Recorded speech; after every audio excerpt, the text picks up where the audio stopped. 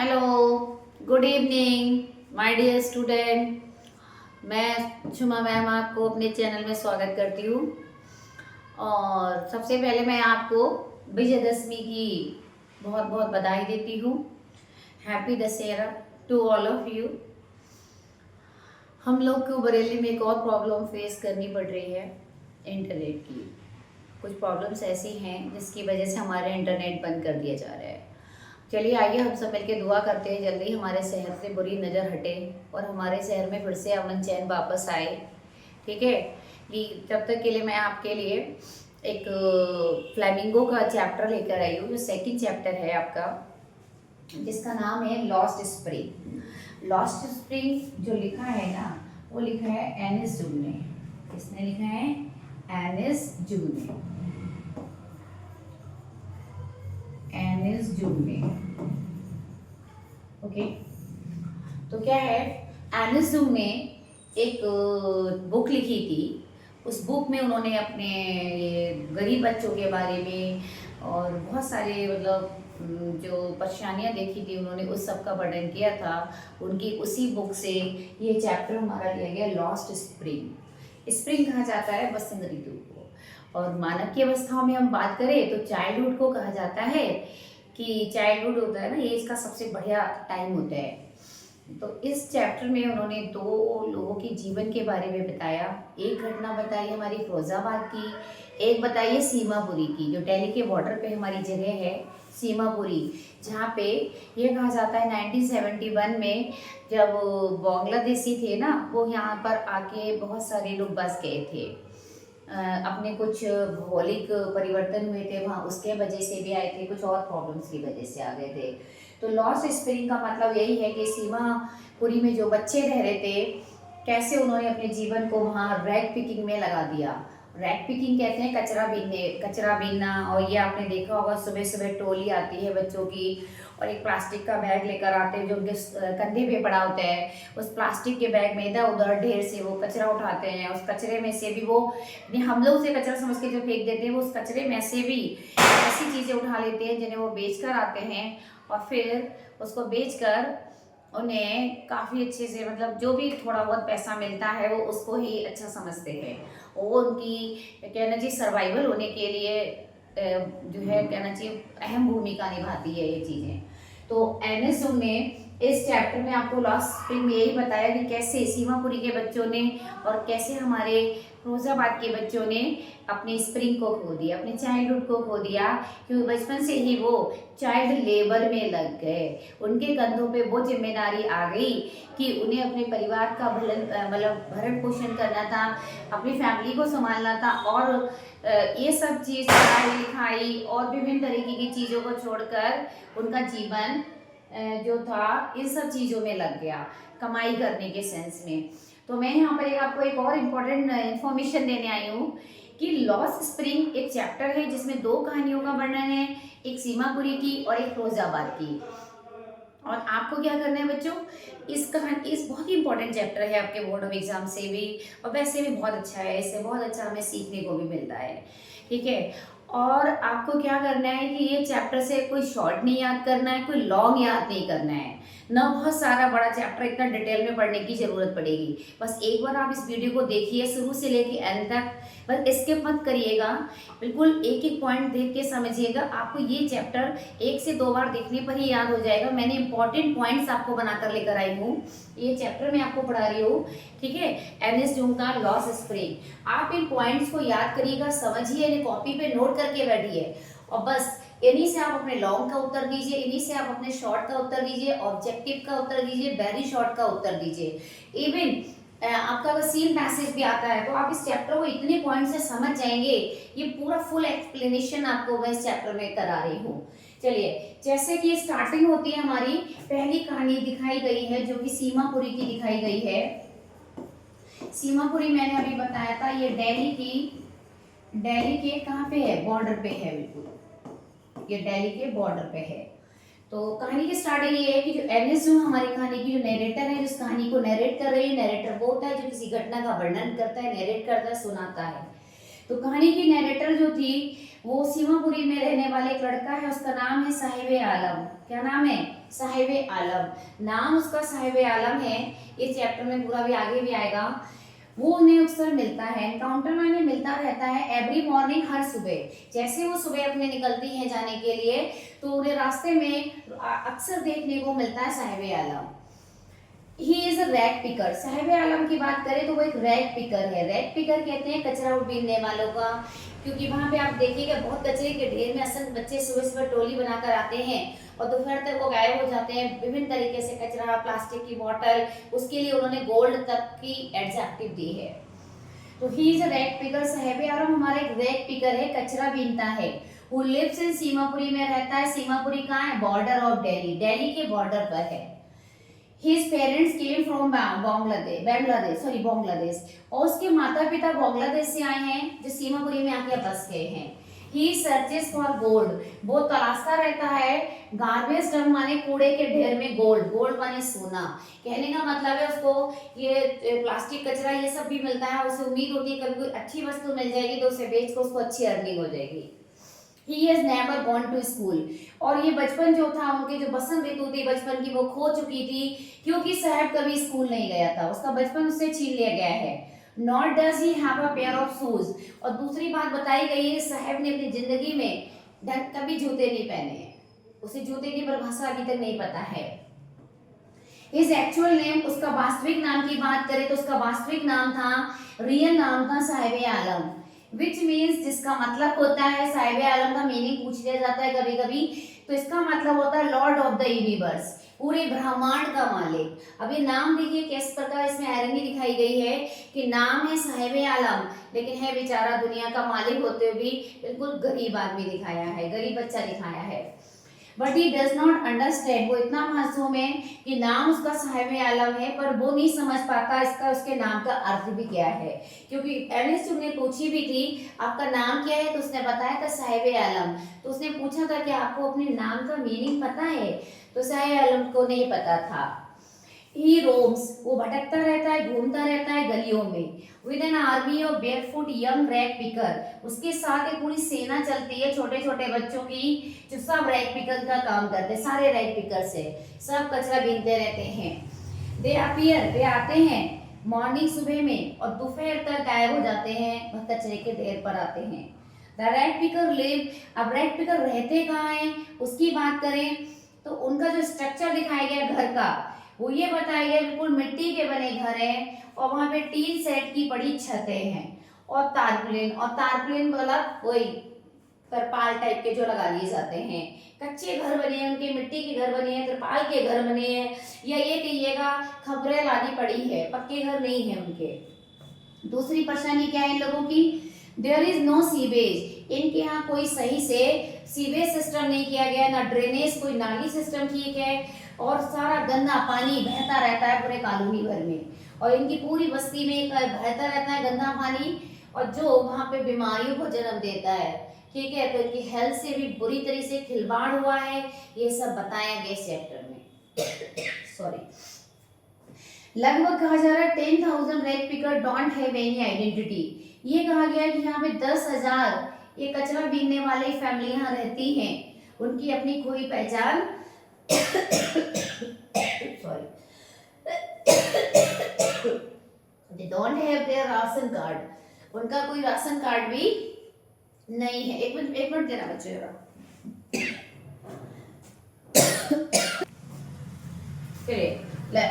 10,000 rag pickers they don't have any identity. ये कहते हैं यहाँ पे 10,000 कचरा बीनने वाले रहते हैं, उनका अपना ना तो राशन कार्ड है, तो वोट ना तो वो वोट दे पाते हैं कभी और बाय ग्रेड, और ना ही अनाज खरीद पाते हैं सरकारी दामों पर।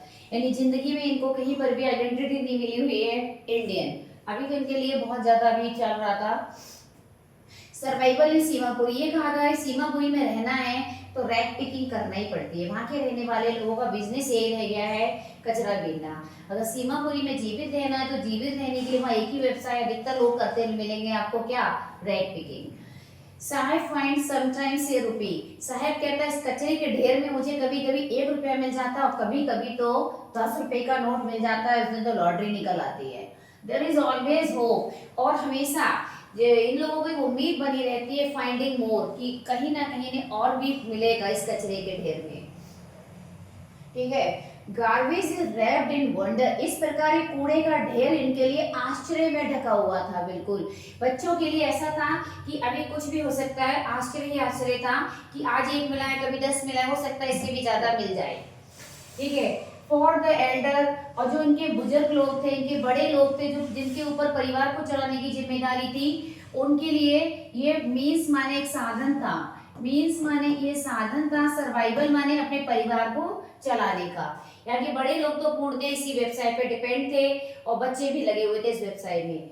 Now Saheb work in a tea stall, अब साहेब ने यहाँ से ये बंद कर दिया था रैक पिकिंग करना, उसके बाद उसने चाय की दुकान में काम करना शुरू कर दिया था, जहाँ पे उसको 800 रुपए आपको सैलरी मिल रही थी उसको, और तीनों टाइम का भोजन मिल रहा था। यानी साहब जो था उसने कचरा बीनना बंद कर दिया। कहानी में ये दिखाया गया था आगे कि जब लेखिका उससे मिली थी एक दिन, तब उन्होंने पूछा था साहब से, तब साहब ने बताया कि अब वो टी स्टॉल में काम कर रहा है, 800 रुपए उसको मतलब मंथली पेमेंट मिल रहा है और तीनों टाइम का भोजन मिल रहा है।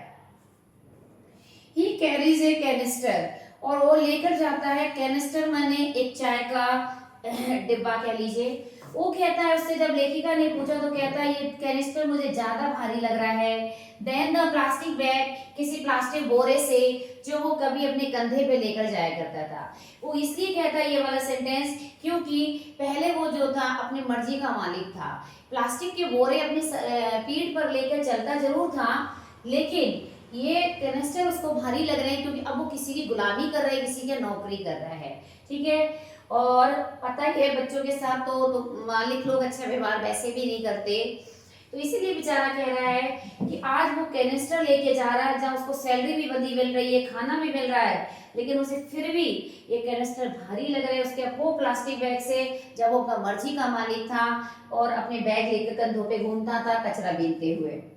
साहेब is no longer his own master, क्योंकि साहेब की अब अपना खुद का मालिक नहीं रहा, साहेब अब दूसरे की मर्जी के अकॉर्डिंग काम कर रहा था। ठीक है, तो यहाँ तक हमारी ये कहानी हो गई साहेब आलम की। इसमें एक और कहानी दिखाई है फिरोजाबाद की।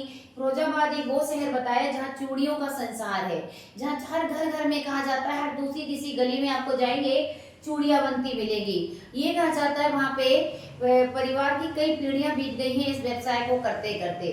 अब क्या है, चूड़ियाँ बनाने का जो टाइम है उस समय का, बंद कमरे में, छोटे से कमरे में, अंधेरे सा होता था, भारी प्रकाश नहीं होता था, और वहाँ पे छोटे छोटे बच्चे, क्योंकि चाइल्ड लेबर हमेशा सस्ता होता है और अधिक काम भी करा सकते हैं हम, तो बच्चों से वहां अंधेरी कमरे में बिठा के कम रोशनी में ये वर्क उन्हें करते करते जिंदगी बीत गई है। कहा जाता है कि चूड़ियों से जो कांच की डस्ट उड़ती है बनाते बनाते, वो डस्ट उनकी आंखों में जाती है और वो आंखों से समय से पहले या तो रोशनी उनकी वीक हो जाती है, वो ब्लाइंड हो जाते हैं, क्योंकि परिवार के कई बुजुर्गों ने अपनी आंखों की रोशनी खो दी है। इतनी मेहनत करने के बाद भी उनके परिवारों में 2 टाइम का ढंग से खाना नहीं मिलता। ठीक है, ये दुर्दशा है फिरोजाबाद में चूड़ियां बनाने वालों की, और वो चूड़ियां जो कलरफुल होती है, किसी स्त्री के सुहाग की निशानी होती हैं। हम लोगों को मार्केट में जब चूड़ियां लेने जाते हैं तो हम कभी ही नहीं देख पाते उसके पीछे किसी की आंखों की रोशनी की कुर्बानी है, किसी का बचपन कुर्बान हो चुका है, ये सब हम उस समय नहीं देखते। ठीक है, तो यहाँ पे अब नेक्स्ट कहानी शुरू होती है हमारी मुकेश की, जो फिरोजाबाद में रहता है, एक बैंगल मेकर के यहाँ इसने जन्म लिया है। तो कहा जा रहा है कि मुकेश जो था एक फैमिली से बिलोंग करता था, बैंगल चूड़ियां बनाने वाले के यहाँ से। He insist on being his own master, लेकिन मुकेश अपने परिवार, अपने उससे थोड़ा सा अलग सोचने वाला है।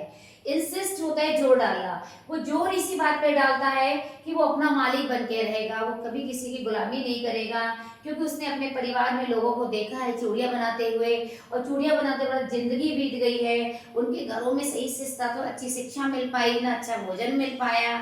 तो मुकेश की कुछ अलग हटकर सोच है। क्या सोच है कि वो मोटर मैकेनिक बनेगा। ठीक है, उसने ये सोचा है कि वो बैंगल मेकिंग वाले फैक्ट्री में वर्क नहीं करेगा, ना वो उस व्यवसाय को अपनाएगा, क्योंकि वो हटकर व्यवसाय करेगा और वो मोटर मैकेनिक बनेगा। Mukesh lives in a dusty street, और मुकेश जहाँ रहता था उस सड़क पे इतनी धूल भरी रहती थी फिरोजाबाद में, ये धूल थी चूड़ियों से उड़ने वाले कांच की। Mukesh lives sorry like his family, ये कहा जाता उसके परिवार की तरह एवरी अदर फैमिली, हर दूसरा परिवार फिरोजाबाद में एंगेज माने व्यस्त है, एंगेज माने व्यस्त रहता है इन मेकिंग बैंगल, चूड़ियां बनाने में। ये कहा जाता है अबाउट 20,000 चिल्ड्रेन, लगभग 20,000 बच्चे इलीगली, क्योंकि हमारे यहाँ बच्चों को फैक्ट्रीज वगैरह में काम करना मना है, ऐसी भट्टियों में जो जहाँ पे कांच वगैरह जोड़े और बनाए जाते हैं वहाँ मना होता है, लेकिन 20,000 बच्चे गैर कानूनी ढंग से ग्लास फर्नेस माने कांच को पकाने वाली भट्टियों में काम करते हैं। दे लिव इन हॉवेल्स, और जो घरों में वो रहते हैं वो हॉवेल्स है, छोटे छोटे घरों में रहते हैं जिनकी दीवारें टूटती हुई हैं, अर्थात इनके प्रॉपर घर नहीं है, टूटी दीवारों से बने इनके घर है, खस्ता हालात में, पता नहीं घर भी कब गिर जाएंगे। पुअर बैंगल मेकर्स, और जितने भी गरीब चूड़ी बनाने वाले हैं, नो नथिंग, ये कुछ नहीं जानते हैं, क्योंकि इन्होंने पूरी जिंदगी चूड़ी बनाने में निकाल दी है, इसके अलावा कोई दूसरा व्यापार सोच भी नहीं सकते। मुकेश उसका परिवार भी अपने इस ट्रेड वाले व्यवसाय को, इस व्यापार को या व्यवसाय को नहीं बदल सकते। All kinds and colour bangle, और ये बता ये सभी प्रकार के सभी रंगों की चूड़ियां मेड बने बनाई जाती है फिरोजाबाद में। Mostly the bangle maker and up, और बहुत अधिकतर जितने बेचारे चूड़ी बनाने वाले हैं, ये कहा जाता है उनके जीवन का जो अंत होता है उनकी आई साइट के होने से ही होता है, बिफोर दे बिकम एडल्ट, और ये कहा जाता है वो वयस्क नहीं हो पाते, और ये कहा जाता है युवा होने से पहले उनकी रोशनी खोना शुरू हो जाती है, कई तो ब्लाइंड हो जाते हैं।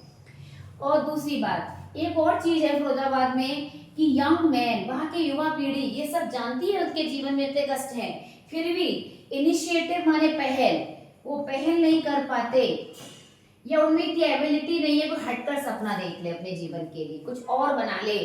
दे can't dream of organising a cooperative, और वहां पे ये कहा जाता है कि वे सपना भी नहीं दे सकते कि अपनी कोई संस्था बना लें, ताकि वो संस्था में जुड़कर एक अपना कोई निर्णय ले लें, ये सोचकर कि अब हमें इस पेंडल बनाने वाले व्यवसाय को बदलना है, हमें कुछ नया करना है।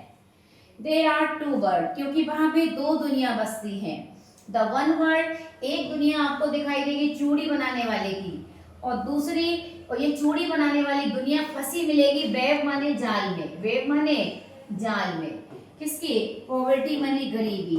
ये दूसरी, ये जो पहली दुनिया है गरीबों के जाल में फंसती मिलेगी। आपको देखोगे कि गरीबी के जाल में इस कदर जकड़ गए हैं कि उससे निकल नहीं पा रहे।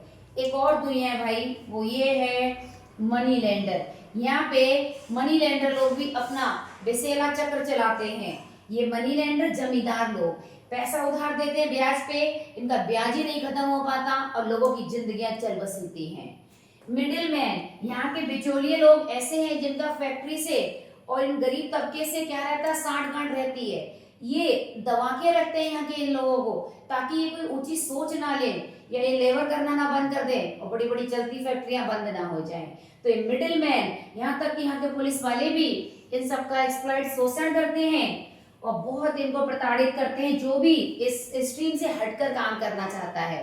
इस प्रकार लॉस्ट स्प्रिंग में आपने देखा ये फिरोजाबाद और सीमापुरी की दो कहानियां हैं, जिसमें ये बताया कि बच्चों ने अपने जीवन के स्प्रिंग को कैसे पहले ही खो दिया है। ठीक है, तो आप पढ़िए, समझिए और सुनिए इस और आप लोग ना इस समरी को चाहिए तो मेरे इंस्टाग्राम पेज को फॉलो बैक करें। आपको इसमें इस समरी का मेरे डिस्क्रिप्शन बॉक्स में उसका लिंक दिया हुआ है। आप लोग वहां से ये समरी आप उतार से नोट कर लें अपनी कॉपी पेन से और एक बार वीडियो चला के फिर से सुन लें। तो ये चैप्टर आपको इतने पॉइंट्स, केवल कितने पॉइंट है 28, और 28 पॉइंट से आपका लॉन्ग शॉर्ट सब रेडी हो जाएंगे, क्योंकि मेन सारे फैक्ट मैंने इसमें दिखाए हैं। प्लीज लाइक करें और ज़्यादा ज़्यादा शेयर करें और कमेंट में हमें बताएं कि क्या क्या कैसा लगा आपको चैप्टर। क्या आपको इस तरीके से क्वेश्चन आंसर याद करने में मदद हो पा रही है? अगर हो पा रही है तो प्लीज सब्सक्राइब करें और शेयर करें और बताएं। मैं फिर नेक्स्ट वीडियो में अगले चैप्टर की समरी लेकर आऊंगी। और बच्चों एक और मुझे आपको इन्फॉर्मेशन देनी है, बहुत जल्दी मैं आपके लिए लाइव क्लास का मैनेज कर रही हूँ। ठीक है, व्यवस्था कर रही हूँ। जल्दी ही मैं आपको एक फिक्स टाइम का नोटिस आएगा आपके पास, और मैं आपको डेली, मतलब मैं तो फिलहाल ऑफलाइन भी पढ़ाती हूँ, तो मुझे ऑनलाइन क्लास मतलब रात के 9 बजे से समथिंग मैं क्लास लूँगी। पहली क्लास मेरी 12th वालों के लिए रहा करेगी और सेकंड रहा करेगी 10th के लिए। ठीक है, तो इसका लिंक मैं बहुत जल्दी सेंड करूँगी, आप लोगों को मिलेगा। चलिए इतना रखते हैं।